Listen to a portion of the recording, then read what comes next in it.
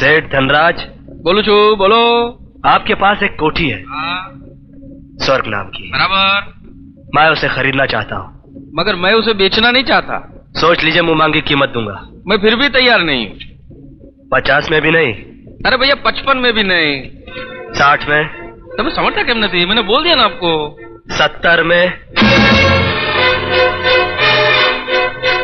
अब कौन सा आप बोल रहे हैं? 80? आखिर इस कोठी में ऐसा है क्या? मेरा मतलब है कि 90। ठहरिए ठहरिए ठहरिए। आप इतनी जिद कर रहे हैं तो मैं आपका दिल तोड़ूंगा नहीं, मगर एक बात पूछूंगा मैं। आप कहीं मजाक तो नहीं कर रहे हैं ना? मैं मजाक नहीं करता। ठीक है ठीक है, हा? आप मेरे घर पर रुपया लेकर आ जाइए, मैं सब कागजात तैयार करवाता हूँ। ओके? कागजात मैं तैयार करवा चुका हूँ। Very good. आपको सिर्फ दस्तखत करना है।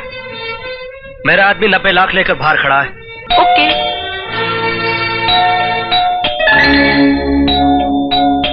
एक काम करिए, रखना मत, मैं भी आता हूँ, रखना मत। Good morning. ये रहे आपके कागजात और ये रहे आपके 90 लाख।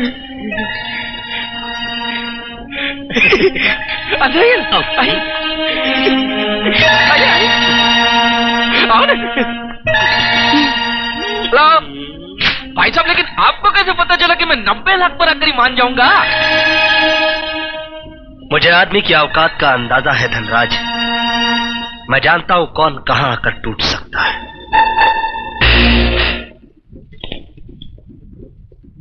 ये लीजिए। हमारे गुजराती में एक कहावत है कि जो आदमी की बात समझ में ना आए उसके साथ कभी सौदा नहीं करना चाहिए। लेकिन मुझे आपकी बात समझ में आती है, इसके लिए मैं आपके साथ सौदा करूंगा, क्योंकि इसमें मेरा फायदा है। ये लीजिए। एक बात मुझे बताइए, आपके भाई साहब जमीन के भाव को आसमान तक पहुंचाना चाहते हैं क्या? जी नहीं, उनका प्रोग्राम थोड़ा उल्टा है। वो आसमान पे बैठे हुए कुछ लोगों को जमीन पे लाना चाहते हैं। Good day and enjoy yourself please.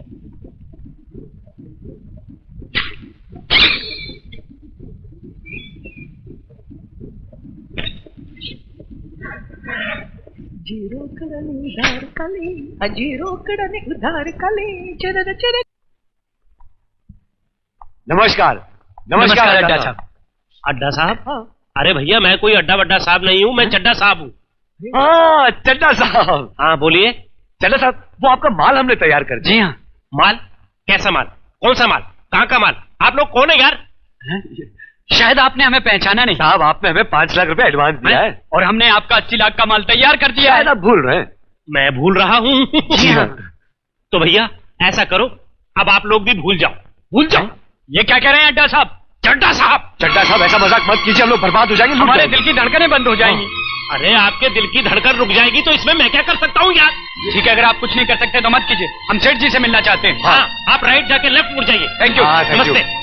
सेठ जी एसी रूम में बैठे हैं। सेठ जी, ये क्या? आपका मैनेजर कह रहा आप हमारे माल की डिलीवरी नहीं लेना चाहते? ऐसा गजब मत कीजिए सेठ जी, हमारा माल, हमारा घर बार सब नीलाम हो जाएगा, हम बर्बाद हो जाएंगे सेठ जी। यही तो मैं चाहता हूं।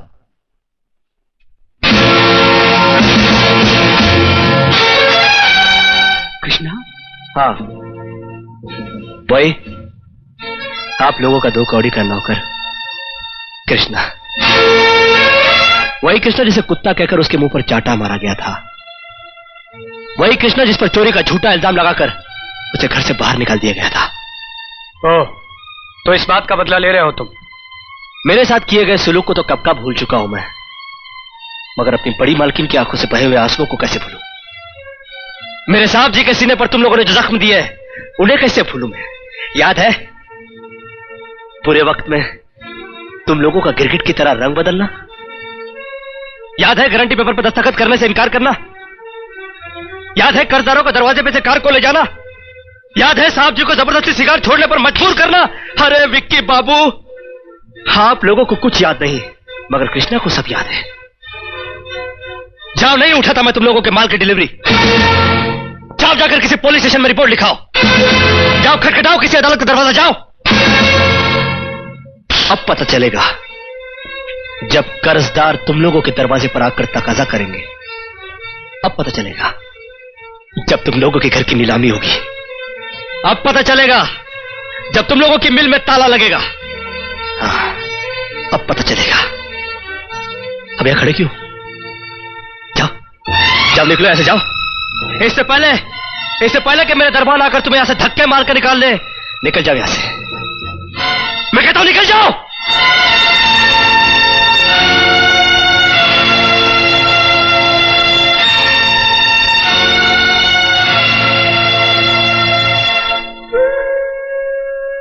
माफ करना साहब जी, माफ करना।